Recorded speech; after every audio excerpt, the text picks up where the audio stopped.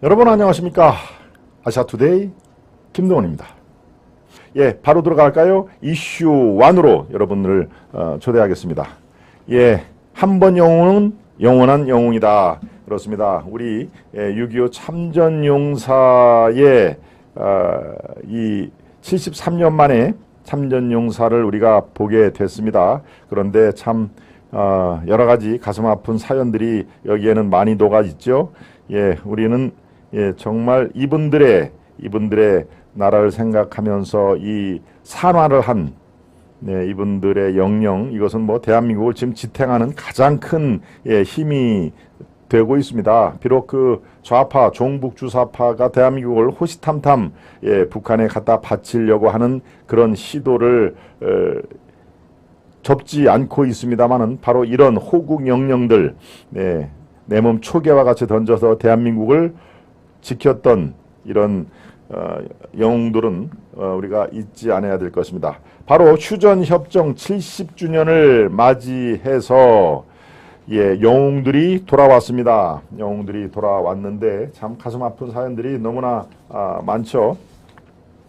바로 성남공항, 여러분들 아시죠? 성남에 김포공항이나 인천공항이 아니고 성남공항, 군공항입니다.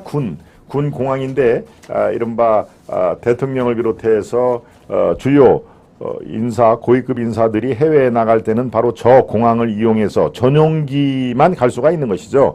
카알이라든가 아시아나 항공은 저 공항을 사용할 수가 없고요. 전용기로 해외에 급히 나가거나 들어올 때는 저기에 이용합니다. 네, 마찬가지로 미국 대통령이 올 때도 저 성남공항이나 아니면 그 밑에 있는 오산공항을 이용을 하죠. 네, 일반 공항에서는 아무래도 이 경호 문제가 있으니까. 네, 바로 이 장면이 우리의 영웅들의 귀환하는 장면입니다. 예, 밑에 설명을 제가 또 덧붙여 드리겠습니다. 1950년 12월 장진호 전투, 여러분 들어보셨죠? 장진호 전투, 정말 가장 치열하게 아군과 적군이 격전을 벌였던 장진호 전투, 영화의 소재로도 나옵니다. 제 기억에 태극기 휘날리면가요? 예, 그것도 장진호 전투를 배경으로 했죠. 장진호 전투에서 숨진 최임락 일병을 포함한 6.25 전사자 7위, 7명의 높임말이죠. 저럴 때 쓰는 위, 7위의 유해가 조카 최호종 해군 상사, 가운데 있는 상사, 저 흰옷을 입은 가운데 최호종 해군 상사가 바로 조카입니다. 친조카 등 국군 장병의 품에 안겨서 26일 봉환됐다. 7위의 유해는 임시 안치됐던 미국 하와이에서 공군 특별기 수송편으로 서울공항에 도착했다. 바로 말씀드린 서울공항이 성남공항입니다. 성남에는 있지만 이름은 서울공항으로 군공항, 특수공항이죠. 이 장면이 많은 것을 보여줍니다. 네. 이 최임락 일병, 이것부터 말씀을 드려야 되겠군요. 이 지금 어제 저 특수 전용기를 타고 우리 땅으로 돌아온 7위의 유해, 그런데 왜 최임락 일병만이 이름이 거론이 될까요? 시신이 누구 시신인지 확인한 게 바로 최일병 혼자뿐입니다. 나머지 6위는 돌아오긴 돌아왔는데 DNA 검사라든가 이런 걸 통해서도 누구인지, 김일병인지 뭐 최상병인지 알 수가 없는, 더 조사를 해봐야 누구의 그 위패를 거려야 될지 그거를 알 수가 있는 것이죠. 지금은 유일하게 최임락 일병만이 DNA 검사를 통해서 본인 확인이 종료가 된 상태입니다. 그래서 최임락 일병 등 6위가 어제 봉환됐다, 이렇게 정리를 여러분들 아시면 될 것 같은데요. 바로 6.25 전장서에서 가장 극한 전투로 꼽히는 바로 장진호 전투, 1950년 12월에서 전사한 최임락 일병이 무려 73년 만에 고국 땅을 밟았고요. 이 최일병은 당시 카투사로 미 7사단에 배치가 됐군요. 7사단 카투사로 배치가 됐다가 19세의 나이로 쓰러졌다. 이 최일병을 비롯해서 6.25 국군 참전용사 7위 추리의 유해가 어제 조국에 돌아왔는데요. 말씀드렸다시피 최일병을 제외하고는 나머지 6위는 그렇습니다. 아직 누구의 위패를 걸어야 될지 알 수가 없는 그런 상황인데요. 그러면 이분들이 왜 어디다가 지금 어디에 모셔뒀다가 지금 왔느냐? 바로 하와이에 있는 전쟁포로 실종자 확인국 DPAA라는 미국 하와이에 거기에 임시 안치 중이었습니다. 암시 중이었다가 휴전협정 70주년을 맞이해서 한미 간에 상호 협정을 맺고 바로 봉환이 됐는데요. 그래서 우리 윤석열 대통령이 서울공항에서 직접 이들을 맞이를 했습니다. 특별 수송기 시그너스 바로 지금 이 경례를 하는 윤 대통령을 여러분들은 보고 계시는데요. 수송기 앞에 도착해 직접 이들을 맞았다. 여기에서 삼촌인 최일병 유해를 담은 작은 관, 이 하와이에서부터 봉송한 아까 말씀드렸죠. 최호종 해군 상사가 이 최일병의 조카입니다. 조카. 탑승대 계단을 내려와서 조국의 땅에 첫 발을 내딛자 21발의 예포가 발사됐다. 이거는 이 전몰 장병 최고의 예우를 한 것이죠. 21발의 예포가 발사되고 봉환식 참석자들은 거수경례, 이런 거수경례를 따라서 최고의 예우를 해 준 것입니다. 그런데 지금 돌아가신 최일병의 막내 동생이 최용 씨라고 계시는데요. 이 동네 막내 동생도 이제 79대 노인이 됐다. 그만큼 세월이 참 무성하게 흐른 것이죠. 73년 만에 돌아오신 상황이니까 막내 동생은 이제 어느덧 80을 바라보는 79세 노인이 됐다. 이 막내 동생 최용 씨가 편지를 낭독했습니다. 그러니까 형한테 보내는 마지막 편지가 되겠죠. 형한테 보내는 편지는 이렇게 시작을 합니다. 임나게 형님, 가슴이 벅찹니다. 모질게 고생만 하시다가 나라를 구한다고 군대에 들어가셨죠. 목숨 바쳐주신 우리나라 대한민국이 이제는 등 따시고 배부르게 잘 사는 자유 대한민국이 되었습니다. 지금 형님은 해군에 보낸 제 아들의 품 안에 계시는데 편안하신가요, 형님?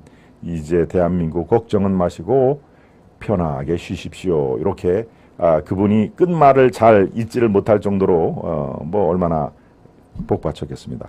편지 낭독이 겨우겨우 이제 이 감정을 추스리고 어제 그 장면이 다시 이렇게 떠오르니까 저도 참 먹먹하네요. 윤 대통령이 최일병에 관해 참전기 장을 달아준 뒤 유족과 함께 묵념하는 걸로 행사가 마무리가 됐는데요. 봉환 행사 뒤 이 최일병을 포함한 7위의 유해가 국립현충원으로 바로 가서 이제 영원한 안식처를 찾게 됩니다. 호국 영웅에 대한 최고의 예우를 다하라라고 윤 대통령의 지시에 따라서 국방부는 한국전쟁 영웅인 전사자 추리를 봉환하는데 최고의 정성을 쏟겠다라고 국방부가 보도자를 통해서 얘기를 했습니다. 그런데 국방부가 두 형제의 애국심과 희생정신을 기를 수 있도록 별도로 현양하는 방안을 검토 중이다. 훈장을 주거나 아니면 여러 가지 방법이 또 있을 테죠. 그것을 지금 검토 중이다 하는 얘기입니다. 윤 대통령이 지난 6월 현충일 추념사에서 여러분 아마 기억이 나실 겁니다. 나라의 안위와 국민의 안전을 지키기 위해 모든 것을 던진 영웅을 끝까지 기억하고 예우하는 것은 국가의 책무다. 아직도 수많은 국군 전사자 유해가 가족의 품 안으로 돌아가지 못하고 있다.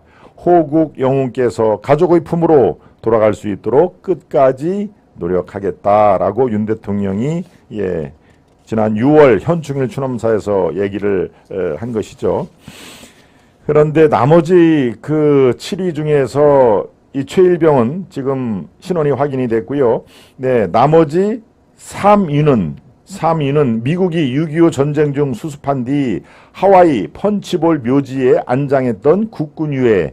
그런데 불행히도 누구 이 시신인지를 파악을 못한 상황이니까 미국 하와이에 있는 펀치볼 묘지에 그냥 안장을 한 상태입니까? 누가 확인이 되면은 이제 이렇게 유족 통해서 이런 식의 행사를 통해서 영원한 안식을 찾을 수 있지만 그걸 지금까지 못한 것이죠. 나머지 4위는 어떻게 했냐? 미 국방부 전쟁포로 실종자 확인국 DPA라고 했죠. 확인국의 한국전쟁 전사자 확인 프로젝트를 통해 일단 북한에서 미국으로 먼저 송환을 한 뒤 미국, 한국 공동 감식을 통해서 한국군으로 판정된 유해들이다. 예, 북한과 미국은 한국전쟁 전사자 확인 프로젝트를 지금 시행을 하고 있습니다. 왜? 거기에는 미군들도 있을 테니까 미군들이 북한에서 죽은 미군들은 일단 이건 미군의 DNA다 싶으면은 다 미국으로 이렇게 송환이 이루어졌죠. 지금 앞으로도 계속 이제 송환을 하겠다는 그런 협약을 맺어져 있습니다. 그런데 그 송환이 된 뒤에 한미 공동 감식을 통해서 한국군으로 판정된 유해가 4개 위, 4위가 있었다는 얘기죠. 이번에 돌아온 최일봉 유해 역시요. 95년 북한이 함경남도 장진에서 발굴해 미국으로 송환한 유해들 속에서 포함된 것입니다. 이 유해를 발견됐는데 이게 미군인지 한국군인지 아리송하고 북한이 뭐 치밀하게 DNA 검사를 해줬겠습니까? 그러니까 발견이 됐기 때문에 자 우리 미국으로 보냅니다 하고서 미국으로 보낸 유해 중에 바로 이 최일병 유해도 있던 것이죠.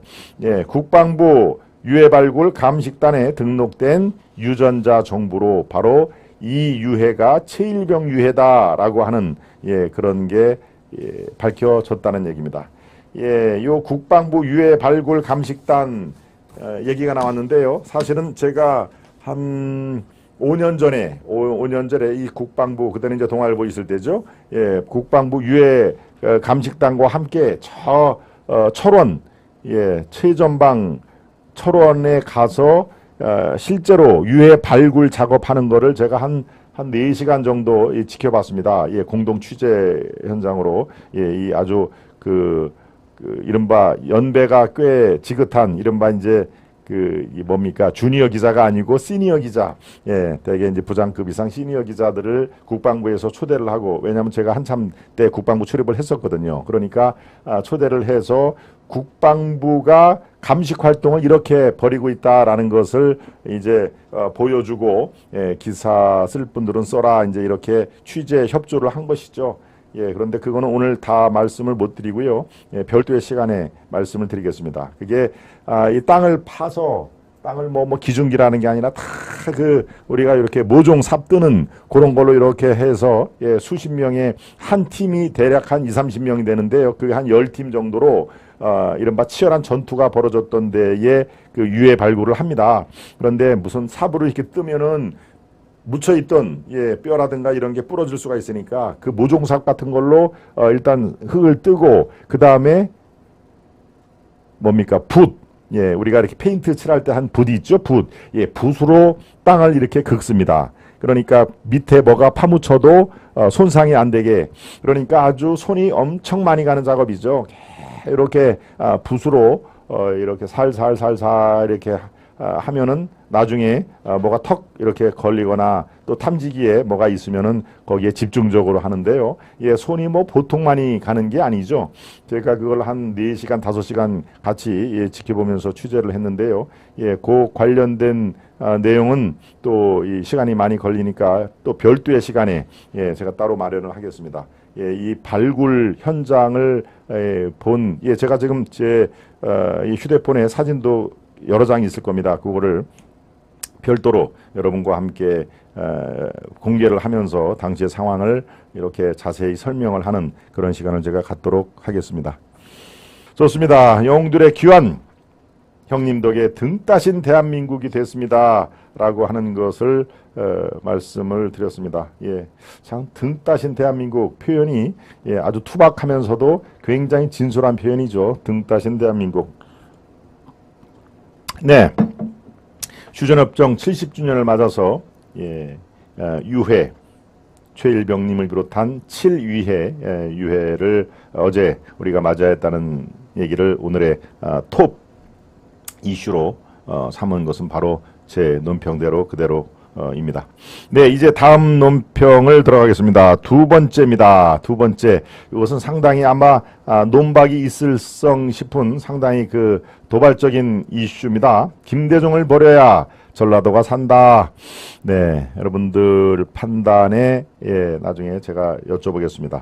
김대중을 버려야 전라도가 산다. 뭐 전라도 대신에 호남이라는 말을 집어넣어도 되겠죠. 호남이 살려면 김대중의 마술에서 김대중의 체면에서 벗어나야 된다라고 주장을 한 사람이 있습니다. 그런데 이게 지금 잔잔하게 이게 파문이 확산이 되고 있고요. 화제가 되고 있는 그런 상황에서 제가 그런 얘기를 듣고 쭉 살펴봤는데 여러분과 함께 공유를 해도 좋겠다라는 판단이 들었습니다. 네, 이른바 우리가 호남 지식인이라고 하죠. 호남 출신의 호남에 거주를 하면서 그렇지만 지금 맹목적인 민주당 지지는 이건 대한민국을 위해서 매우 해롭다라고 하는 주장을 하는 분들이 상당히 계십니다. 아마 그 대표적인 주자로 여러분들이 아시는 대로 주동식 이 전 광주의 당협위원장 있죠. 미래통합당 지금 이제 국민의힘 전신이죠. 그리고 지난 총선에서도 광주에서 출마를 했었죠. 물론 뭐 여러분들이 아시다시피 광주에서 국민의힘으로 출마를 하면은 뭐 득표율을 얼마나 올렸겠습니까? 바로 주동식 상당히 아주 이 깊은 관찰과 이 학식이 있는 분인데요. 아마 주동식이라고 하면 여러분들이 아시는 분들이 더 많을 텐데, 주동식 그 전 당협위원장 못지않게 이양승 교수라고 있습니다. 이양승 지금 현재 군산대 교수로 있는 분인데요. 이분 역시 호남 출신입니다. 전라도가 고향인 지금 현재도 군산대 교수, 그러니까 호남 출신이도 지금 현재 전라도를 지키고 있는 분이죠. 군산대학교 교수로 있는 분인데 이분이 상당히 이 날카로운 그런 그 평을 많이 하는 걸로 저도 알고 있습니다. 그런데 최근에 쓴 본인의 SNS 상에서 쓴 글이 상당히 화제가 되고 있는데요. 그것 중에서 제가 두 개를 여러분들께 소개를 하겠습니다. 그 핵심 내용은 그렇습니다. 김대중의 체면에서 깨어나야 전라도가 발전한다. 즉 김대중을 버려야 호남이 산다라는 얘기하고 맥을 같이 하는데요. 바로 저 내용입니다. 여러분들께서 한번 살펴보시면은 이분의 주장이 허무맹랑한 얘기인지 아니면 상당히 근거가 있는지 여러분들 한번 살펴보시라고 오늘은 칼럼 대신에 요즘 화제가 되고 있는 이 글을 제가 여러분과 함께 공유를 하도록 합니다. 김대중 체면에서 깨어나야 전라도가 발전한다라는 제목인데요. 전라도 사람들은 집단 체면에 걸려 있다. 차분하게 우리 한번 얘기해보자. 전라도 사람들 투표 행태를 보면 그들에게 김대중 대통령 과연 어떤 사람일까 싶다.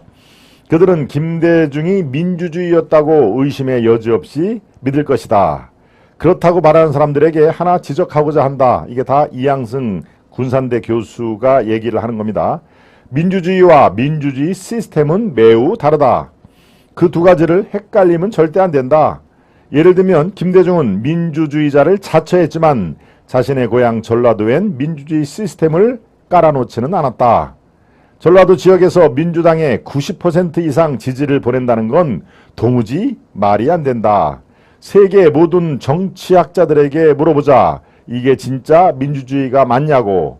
사실상 전라도 집권 세력 민주당에 대한 실질적인 견제 세력이 전혀 없는데 어떻게 이게 민주주의가 되겠나. 다 짜고치기 아니냐. 민주당 독재 또는 좌파 독재다.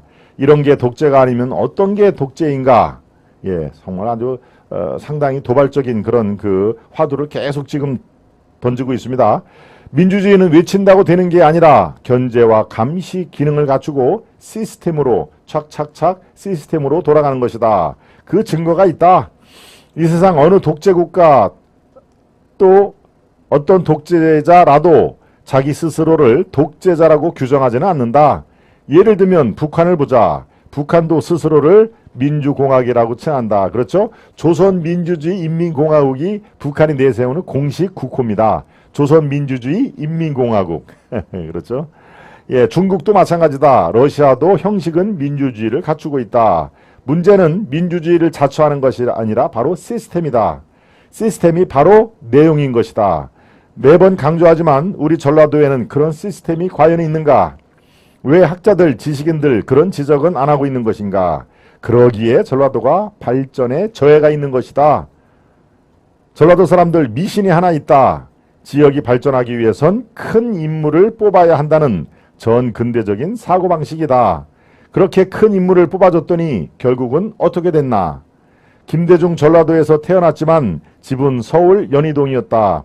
네, 여기에는 서울 연희동이라고 쓰여져 있어서 제가 그대로 읽었습니다만 사실은 동교동이죠. 동교동. 예, 김대중의 집은 연희동이 아니라 동교동입니다. 연희동은 예, 전두환 노태우 전 대통령이 연희동에 있었고 이 김대중은 동교동, 또 YS 김영삼은 상도동. 예, 그래서 동교동계, 상도동계 이렇게 약 20년 전에는 예, 정치 구도가 그렇게 돼 있었죠. 예, 다시 이어가겠습니다. 김대중은 전라도에서 태어났지만 집은 서울 동교동이었다. 전라도가 아니다. 민주당 국회의원들은 그렇게 말하겠지. 다른 대통령들도 다 그렇지 않냐고. 그러한 대답은 너무 무책임하다. 전라도에서 몇 시간 그렇게 지지해줬는데 고작 한다는 말이 그것밖에 안 되는 것인가? 다른 대통령 하는 식으로 했다고 할 거면 왜 그렇게 특별한 대접을 해 주었나? 김대중뿐만이 아니다. 김대중, 여기에서는 꼬붕이란 말을 썼는데 참 아주 이 교수는 말이 직설적입니다. 그러고 아주 좀 상대방에 대한 아픈 구석을 많이 찌르죠. 김대중뿐이 아니다. 김대중 꼬붕들의 면면을 봐라. 고향에 내려와 사는 사람들 봤나? 예, 박지원처럼 다 늙은 나이에 예, 이 원래 원본에는 박쥐원이라고 되어 있습니다. 그걸 제가 박지원이라고 읽었는데요. 예, 박지원처럼 다 늙은 나이에 예, 그 원본을 지금 예, 이게 프린트가 안 돼가지고요. 그 원본을 살펴주십시오. 띄워봐 주십시오. 그리고 프린트를 할 때는 조금 더 이걸 신경을 써야 됩니다. 예. 박지원처럼 다 늙은 나이에 조금 이제 키워주시고요. 예, 조금 더 밑으로, 예, 거기에 조금 키워주시면 됩니다. 예, 고향에 내려와 사는 사람들 봤나? 박지원처럼, 그렇죠? 박지원이라고 돼 있죠? 다 늙은 나이에 추태스럽게, 예, 아까 제가 국회의원이라고 제가 재빨리 고쳐 읽었는데요. 이분은 국계라고 합니다. 그러니까 아주 요새 젊은이들이 쓰는 국회의원을 국계라고 하죠. 그러면 본인이 쓴 것이기 때문에 그대로 읽겠습니다. 추태스럽게 국계 완장을 차겠다고 나타나는 사례들을 제외하면 고향에 사는 사람들은 없다. 그들은 시간 나서 막걸리나 한 잔 기울일 때 빼면 전라도 생각 안 한다. 오히려 김대중 죽이기 책 저자 강준만 교수는 전주가 고향도 아니건만 전주를 지키고 있다고 하더라. 예, 강준만 교수는 전북대 교수이기 때문에 전북대가 전주에 있지 않습니까? 그런데 정년 퇴임한 이후에도 전주를 지키고 있다고 하더라. 큰 인물 판타지에 젖어 서울 가서 출세한 사람들, 지역 정체감도 없고 아무런 애양심도 없는 사람들, 민주당 공천 받았다고 무작정 찍어주면 지역은 더 발전할 수가 없다. 시스템이 깔리지 않기 때문이다. 부패와 비리만 더 증가할 뿐이다. 그럴수록 지자체는 썩어가고 있다. 재정은 더 부실화되고 세금 걷어 단체장이 생색내기 위해 쌈짓돈 쓰듯 써대고 돈 떨어지면 중앙정부에 손을 벌리고 모르긴 몰라도 전국에서 부패지수가 가장 높은 곳이 호남일 것이다. 예, 위로 올라주시고요. 게임이론 시각에서 분석해보면 너무나 당연한 결과이다. 예, 이왕승 교수의 전공이 바로 저 게임 이론입니다. 너무나 당연한 결과이다. 모두 같은 편이어서 그렇다. 공돈을 쓰면 누군가는 감시를 해야 되는데 지역 내에서 자치단체, 의회, 경찰, 지역사회 유지들, 지역 언론들 모두 다 같은 편이면 부패와 비리가 도대체 어떻게 들춰지겠나. 들춰지지 않아서 그렇지 전라도 공공기관에 비리 없는 곳이 아마 없을 것이다. 견제와 감시가 없으니 드러나지 않을 뿐이다. 부패지수가 가장 높을 것이다. 아마 지역 인파라도 개판이다라는 표현을 또 썼죠. TV 안 봤습니까? 지역에서 무슨 전시관, 기념관, 테마파크 등을 만든다고 몇백억씩 쳐드리는데 제대로 돌아가는 게 몇 개나 되겠나? 대부분 세금 먹는 하마 아니겠나? 지방 뉴스에서도 만들어 놓고 돈만 낭비했다고 때리더라.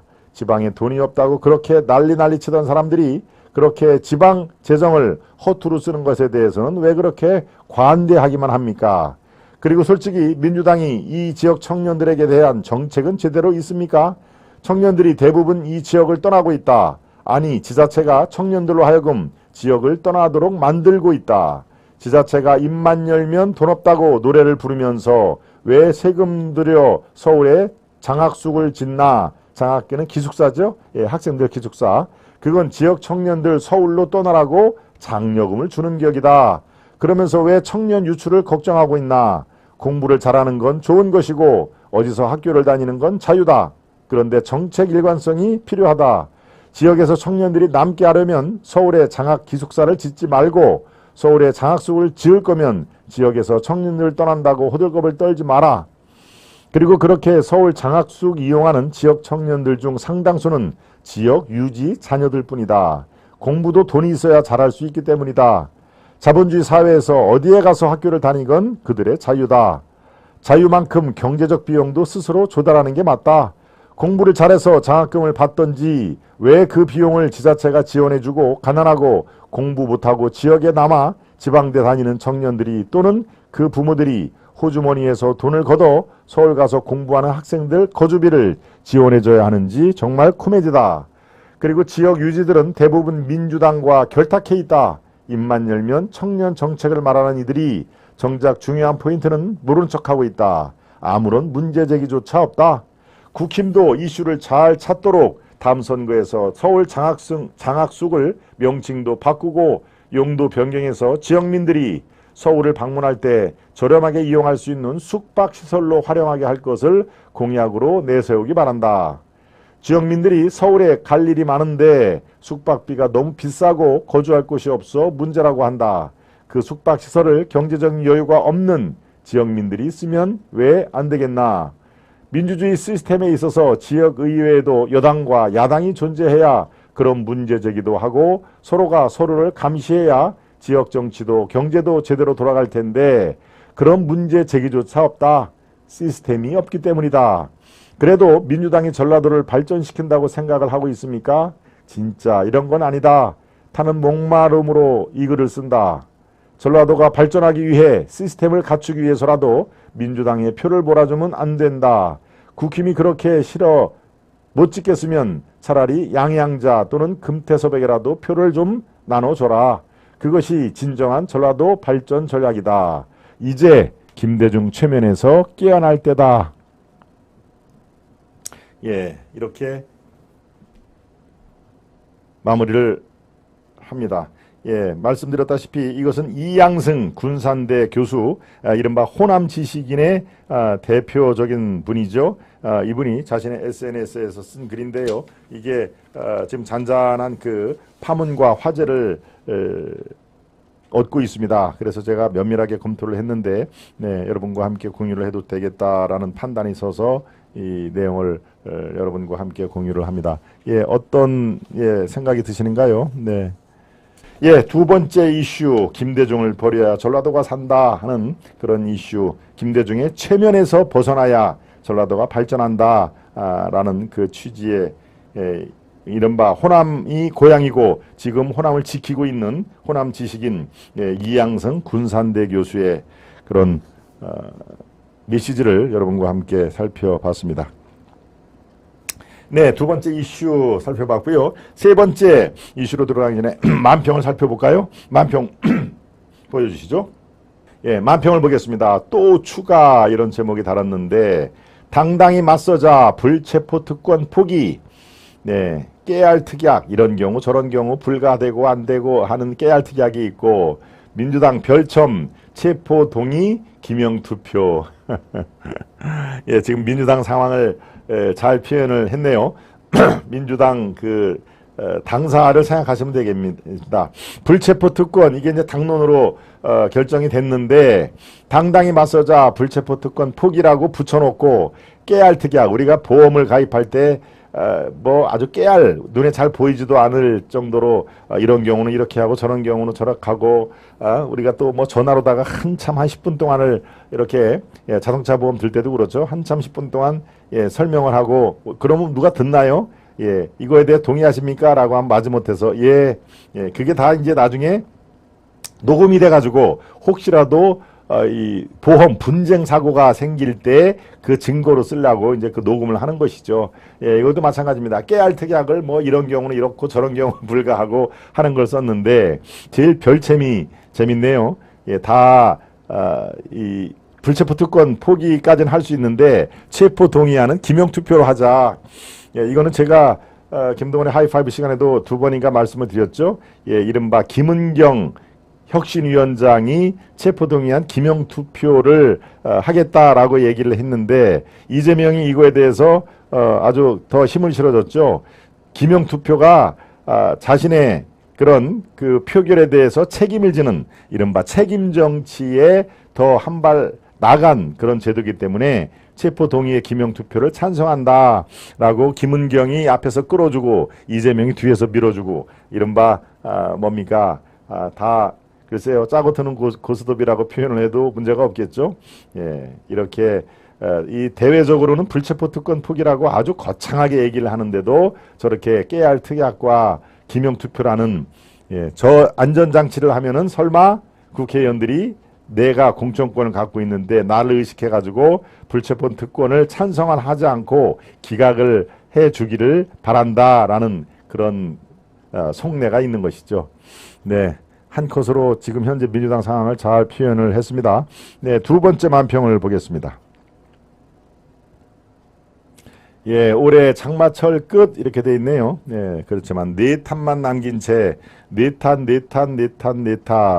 이게 뭡니까? 충북 오송 청주의 흥덕구의 오송 지하 참수 지하 터널 침수 또 14분의 아주 생태 같은 그런 그 죽음을 우리가 보내야 하는 그런 상황 그리고 전국적인 수해 청주에 또 강내 또 예천 뭐 이런데 정말 수해 복구에 지금 아주 구슬땀을 흘리고 있는데 이 침수에 대해서 또 수해에 대해서 네 탓을 지금 외치고 있는 정치권 이거에 대한 꼬집는 그런 내용입니다. 그렇군요. 두 번째 만평보다는 첫 번째 만평이 더 여러 가지를 생각하게 하는 그런 만평입니다. 세 번째 이슈로 들어가겠습니다. 한동훈 대 민주당의 대충돌. 한동훈 대 민주당이 어디서 어떻게 대충돌을 하고 있느냐. 바로 어제 오후에 국회 법사위원회에서 정말 아주 대충돌이 일어났습니다. 대충돌. 어떻게 충돌이 일어났을까요?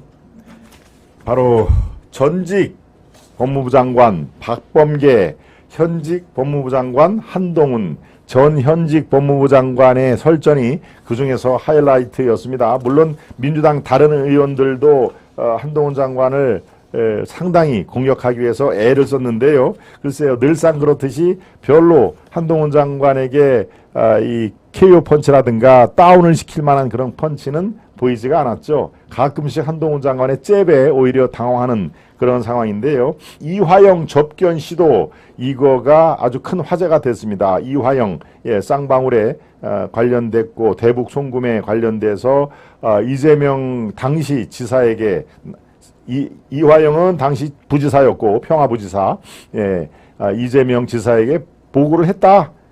당연히 보고를 했다라는 면에 지금까지는 이재명은 뭐라고 그랬습니까? 나는 보고받은 적도 없고 그건 그들이 알아서 한 것이다 라고 절대 모르쇠로 인간을 했는데 이화영이 법정에서 그렇게 진술을 하면서 이건 새로운 국면으로 빠져갔죠.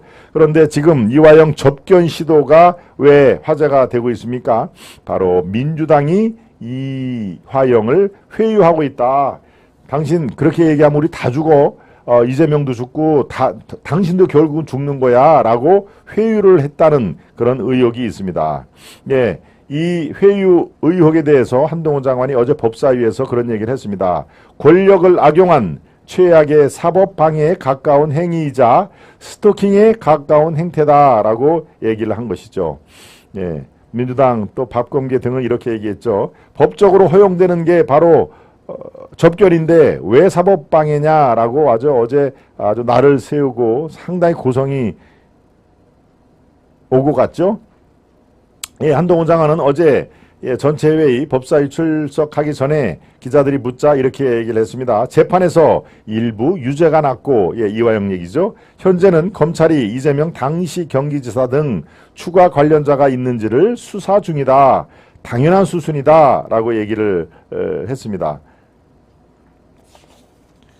그런데 민주당이 자기 편에 불리한 진술을 뒤집어 버렸다라고 한동훈 장관이 얘기를 했죠. 영치금 보내기 운동을 하고 성명서를 내고 또 가족을 접촉하고 면회를 해서 진술 번복을 압박하는 형태를 보인다. 그러면서 해서는 절대 안 되는 일이며 이걸 막는 게 법무부 장관이 하는 일이다. 예, 이렇게 얘기를 한 겁니다. 민주당 의원들이 수원지검을 찾아가지고 연좌 농성을 했죠. 예, 한동훈과 이 법무부는 뭐 반성하라, 뭐 자폭하라 이런 얘기를 했죠. 네, 그것을 두고는 아니 백주 대낮에 이런 황당한 무력 시위가 성공한다면 우리나라의 민주주의와 법치주의는 아마 농담처럼 그렇게 흐지부지 될 것이다 하는 얘기를 한 것입니다.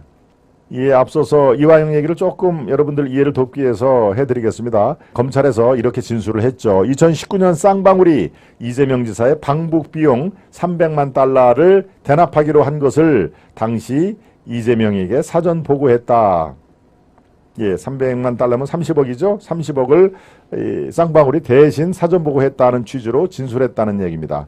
이런 사실이 알려지자 이재명 지사에게 사전 보고된 내용이 아니다라고 변호인들이 자필 편지를 공개를 했는데요. 바로 그때 민주당이 검찰의 회유가 있었다라고 이제 반박을 하게 이릅니다. 검찰의 회유 압박으로 이화영이 허위 진술을 한 것이다. 검찰이 거의 뭡니까 이 자백을 받기 위해서 고문까지는 아니지만 아무튼 강력하게 검찰이 압박을 해서 이화영이 그냥 할 수 없이 그런 자백을 한 것이다 라고 주장을 했고, 여기에 박범계, 민영배, 김승원, 주철현 네 사람 의원들은 수원지검을 항의 방문해서 땅바닥에 철썩 주저앉아서 시위를 벌인 거 여러분들께 설명을 드렸죠. 네.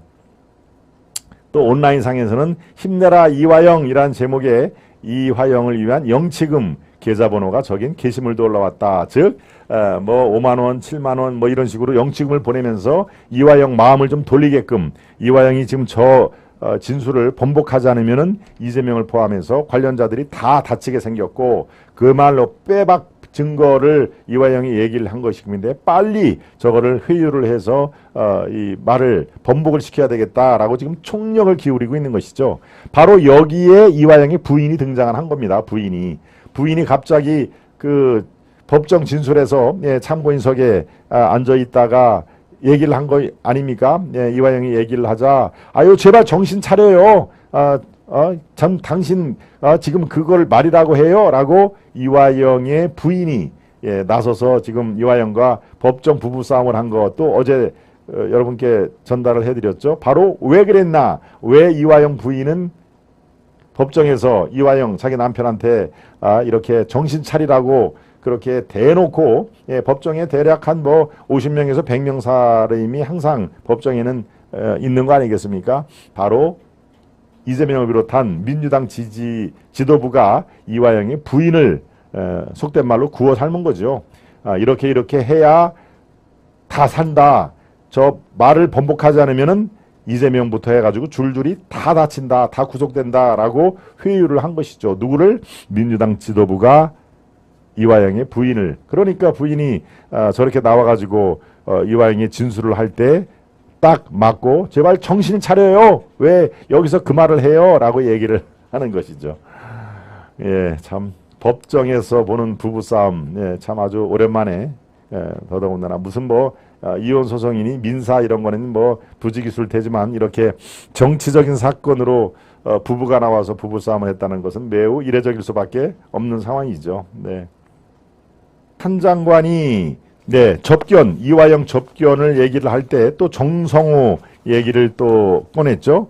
이재명의 최측근으로 꼽히는 민주당 정성호 의원이 이화영을 특별 면회한 뒤 회유 의혹이 불거진 것을 거론하면서 민주당이 단체로 특별 면회를 하겠다는 거냐, 특별 면회 제도는 국회의원들의 말 바꾸기 통로로 이용되지 않는다라고 딱 못을 박았습니다. 민주당 박범계는 이렇게 얘기를 했네요. 윤석열 대통령 장모가 최근 법정 구속된 데 대해서 한동훈에게 입장을 물었습니다. 여기에 한 장관은 이 사안은 사법 시스템에 따라 재판이 지금 진행 중이다. 민주당처럼 이화영 전 부지사의 진술을 번복하기 위해 사법 시스템에 개입하려는 시도는 이 재판 내내 전혀 없었다라고 한동훈 장관이 박범계에게 이렇게 얘기를 한 겁니다. 여기에 또 박범계가 가만히 있을 수가 없죠. 이렇게 얘기합니다. 동문서답이다. 아주 가볍기가 깃털 같다라고 자기 후임 법무부 장관에 그렇게 얘기를 한 겁니다. 내가 묻는 건 그게 아니잖아. 동문서답이잖아. 또 가볍기가 참 아주 깃털 같다. 이렇게 얘기를 하는 것이죠. 그러니까 한 장관도 절대 물러서지 않죠. 아니 여기서 소리 지르지 마시라. 제가 여기 의원님 훈계 들어온 것이 아니지 않느냐. 예? 소리 지르지 마라. 내가 당신 훈계 들어온 거냐? 물론 당신 대신에 의원님이라는 표현을 썼죠. 여기 의원님 훈계 들어온 거 아닙니다. 이렇게 얘기를 한 것이죠. 여기에 또 유상범도 가세를 하고 그래서 대충돌이 빚어졌습니다. 네. 한동훈과 민주당의 대충돌이 어제 이루어진 게 이른바 민주당의 이화영 회유 사건. 네. 아주 여러 명이 특별면을 통해서 회유를 하고 결국은 이화영이 회유가 안 되자 이제 이화영의 부인을 접촉을 해서 이화영 부인으로 하여금 이화영 저 사람 좀 어떻게 당신이 좀 해봐. 부인 말은 들을 거 아니야라고 한 것이죠. 그러니까 부인이 처음 한 게 뭐였습니까? 네, 그 이화영의 조언을 해주는 변호인단을 다 해임 조치를 하는 그런 소송을 냈죠. 이화영 부인이. 그런데 변호인단은 본인만이 할 수 있는 겁니다. 변호인의 해촉이라든가 위촉은 본인의 이 지장이라든가 본인의 사인이 있어야 되는데 부인의 그걸 해촉을 냈다 하더라도 그건 법적으로는 효용이 없다까지 어제 말씀을 제가 드렸습니다.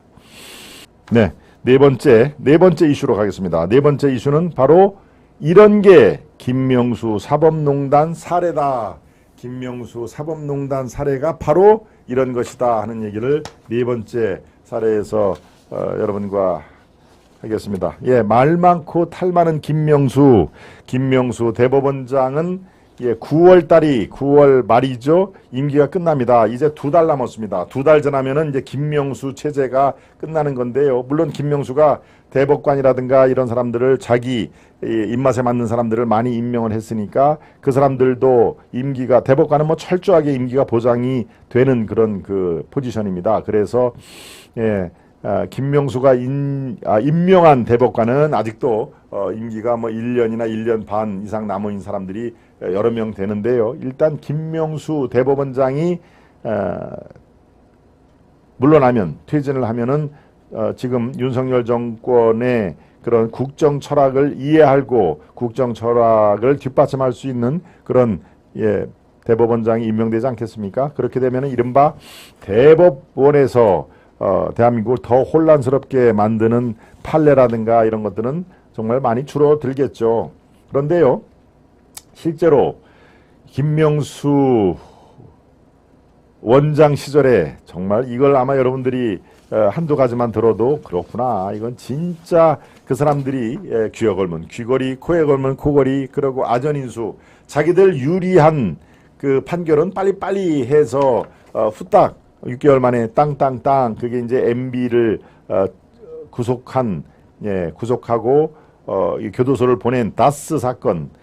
그리고 자기에게 불리한 것은 지금 1심이 2년이 지나도 3년이 지나도 1심이 아직 종결이 안 된 게 수두룩합니다. 그 중에 대표적인 것을 여러분과 함께 살펴보도록 하겠습니다. 네, 이게 실제로 야권 성향 인사들에 대한 1심 재판은 길게는 3년 이상 결론이 내지를 않고 있고요. 또 여권 성향, 지금 이제 국민의힘 계열의 여권 성향 인사들에 대해서는 1심 재판소는 짧게는 수개월, 길게는 1년여 만에 나왔다 하는 얘기입니다. 그러니까 이게 어떤 기준이라든가 원칙이 하나 없고 자기들에게 유리한 것은 유리한 대로 또 불리한 것은 불리한 대로 아예 재판을 계속 연기를 하거나 이 애매한 이유로 띄엄띄엄 재판을 하는 그런 일이 비일비재하다 하는 얘기입니다. 여기에 보면요. 청와대 울산시장 선거 개입 사건 아시죠? 울산시장 선거 개입 사건. 이거는 뭡니까? 문재인의 가장 친한 친구인 송초로라는 사람을 울산시장으로 만들기 위해서 청와대의 문재인 정권 시절입니다. 청와대 7개 국실이 조직적으로 움직여서 이른바 김기현, 지금 현재 당대표죠. 김기현을 쓰러뜨리고 송초로를 단성시키기 위해서 조직적으로 선거에 개입한 그런 의혹 아닙니까? 울산시장 선거 개입 사건은 3년 5개월째 1심이 아직도 진행 중이다. 예, 3년 5개월이 지났는데 아직도 1심도 끝나지 않았다. 이게 도대체 정말 아주 그 해외 토픽에 나올 만한 얘기입니다. 또 조국 전 법무부 장관은 어떻습니까? 조국 사건은 3년 1개월 만에 겨우 1심 선고가 났다. 그리고 민주당의 최강욱 의원의 이동재 전 채널A 기자에 대한 명예훼손 혐의 사건, 여러분 기억나시죠? 채널A 기자 사건. 예, 그 사건도 1심이 현재 1년 9개월째 진행 중이다. 예, 무소속 윤미향 의원 건은 어떻습니까? 정의기억연대 후원금 횡령 사건이 2년 5개월 만에 겨우 1심만 끝났습니다. 그러니까 자기들이 불리한 조국이라든가 최강욱이라든가 윤미향 건은 예, 질질 끌면서 사람들의 기억 속에서 지워지기를 기다리는 예, 그런 모양새를 이 사람들은 지금 원하고 있는 것이죠. 네. 핑계는 이렇게 얘기를 합니다. 대법원이라든가 행정처는 증인과 피고인이 많거나 사건이 병합돼 진행되는 일 등이 있어서 지연되고 있는 것으로 안다. 이렇게 가제는 개편인 것이죠. 그런데요. 이에 반해서 초스피드하게 진행되는 건이 있습니다. 바로 MB 대통령의 다스 사건 1심이 불과 6개월 만에 판결이 나왔지 않습니까? 6개월 만에. 그리고 김기춘 전 비서실장 또 조윤선 전 문체부 장관의 문화예술계 블랙리스트 사건, 이거는 1심이 바로 5개월 만에 선고가 됐습니다. 시작부터 1심 판결 땅땅땅 치는데 불과 5개월 만에. 그러니까 울산 시장 선거 개입 사건이 3년 5개월째 아직도 1심이 예, 선고가 안 되고 아직도 1심이 진행 중이라는 걸 생각을 하면은 정말 아주 기가 막힌 노릇이죠. 또 있습니다. 최순실의 국정농단 사건. 네, 1심이 1년 3개월 만에 후다닥 예, 처리가 된 것이죠. 그러니까 이 정당과 특정 성향에 따른 이 같은 재판 속도, 어떤 거는 3년 5개월이 돼도 아직도 1심이 끝나지 않고 어떤 거는 5개월 만에 예, 김기춘과 조윤선 전 장관은 5개월 만에 땅땅땅 선고를 하고 또 MB 대통령은 6개월 만에 초스피드로 구속과 교도소까지 집어넣는 그런 행태를 부린 것이다. 이게 도대체 이게 제대로 된 대한민국 사법부냐? 예, 바로 대법원장 김명수 체제가 벌인 하나의 촌극. 네, 우리 대한민국으로 봐서는 가장 이게 이 나라가 건강하게 유지가 되고 이 전진하는데 상당히 좀비 같은 그런 행태를 하고 있는 것이죠. 그래서 김명수 대법원장을 좀비 원장이라고 서초동에서는 뭐 부른다는 얘기까지 제가 들어 있습니다. 네. 또 있습니다. 가장 비교가 되는 게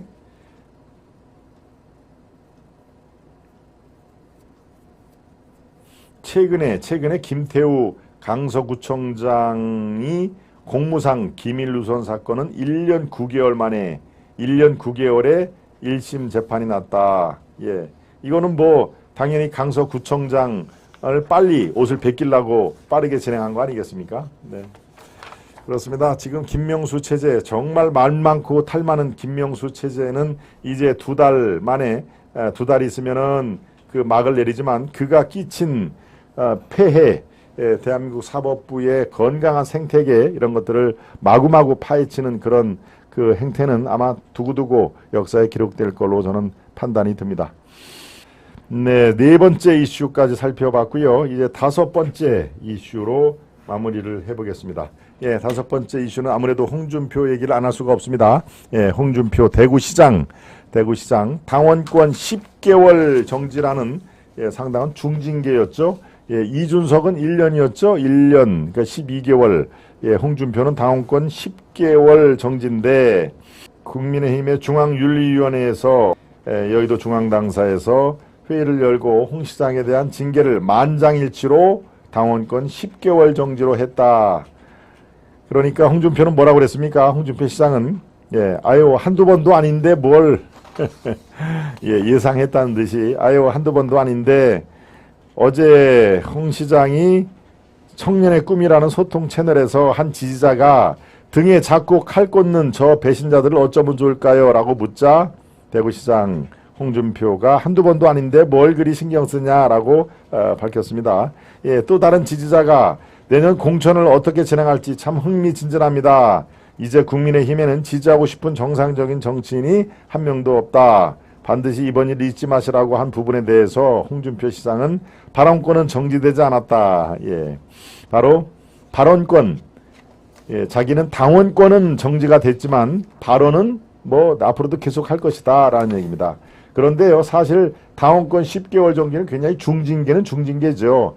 당원으로서 활동을 할 수가 없는 상황이지만 시장의 역할에 정지가 되면은 뭐 모습을 보이지가 않게 됐지만 그렇지 않습니다. 이 업무, 시장으로서의 업무는 정상적으로 시행을 하기 때문에 홍준표 입장에서는 뭐 아주 치명적인 이런 이준석처럼 치명적인 그런 활동에 장애를 있지는 않습니다. 부분적으로 당원이 할 수 있는 일을 못한다 뿐인데 그게 많지는 않습니다. 이분은 그대로 홍준표는 대구시장이기 때문에 대구시장으로서의 어떤 행사라든가 이 결제라든가 일상적인 대구시장 업무에 대해서는 전혀 지장을 받지가 않은 걸로 되어 있습니다. 그러니까 바로 홍준표 시장이 대구시장을 박탈하는 거라면 몰라도 아유 한두 번도 아닌데 뭐 괜찮다라고 얘기를 하는 것이죠. 또 이런 지적이 나왔습니다. 김기현 대표의 관용차 사적 인용 그리고 오송 참사 관련 김영한 충북지사와 또 누굽니까? 청주시장, 청주시장 이름이 뭡니까? 이범석 시장의 논란 발언, 또 김진태 강원도지사 산불 골프 연습 등을 홍 시장이 언급을 하면서 문제 있는 사람들이 이렇게 많은데 징계는 없고 유독 홍준표 징계만 그렇게 빨리 결정을 하느냐 이렇게 얘기를 했습니다. 나로서 모든 걸 덮을 수 있다면은 그렇게 해봐라 라고 하는 그런 뭐 약간의 자신감인 거고요. 또 상대방 지금 여기에 거론된 여러 또 단체장들을 약간 디스하는 또 그런 모습도 보였습니다.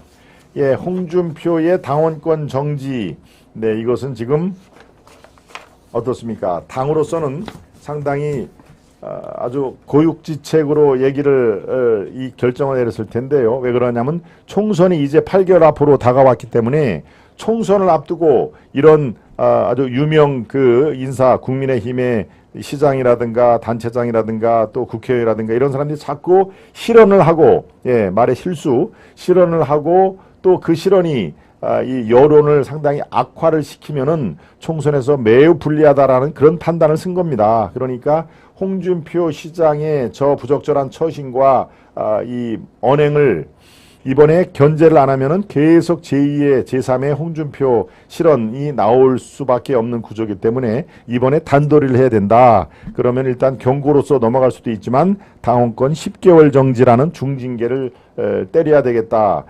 그게 또 대구시장의 그런 업무 수행에는 별다른 지장을 주지 않으니까 사실은 그걸 다 감안을 해가지고 중징계를 결정을 하면서 주의를 환기시키는 것이죠. 봐라, 이제 실언이라든가 이런 거 하면은 이 중징계를 피할 수가 없다. 왜? 총선을 앞두기 때문에 각별히 조심을 해야 된다라는 그런 주의보를 내리는 것입니다. 뭐 대구시장에서 옷을 벗은 것도 아니고 또 말 뭐 이런 거. 그래서 차라리 당 일각에서는 그런 얘기도 나옵니다. 당원권 정지가 아니라 발언권 정지. 예, 이제 입을 정치 현안에 대해서는 입을 열 수가 없이 발언을 정지를 했어야 되는데라는 그런. 예, 근데 발언권 정지라는 징계 이 수위는 없죠. 그러니까 하도 모든 현안에 대해서 홍 시장이 얘기를 하니까 아유 차라리 발언권을 정지하게 좀 해주지 저 양반이 또 저 성격에 또 얘기하고 또 얘기할 텐데라고 하는 그런 그 평가가 나오는 것입니다. 네, 여기까지 하겠습니다. 여러분들도 더 많이 제가 시간을 뺐으면은 생업에 지장이 있으니까요. 여기까지 하고 오늘 편안히 맞점을 하시고 오후 시간 행복한 시간 가지시기를 바랍니다. 여러분 대단히 감사합니다. 안녕히 계십시오.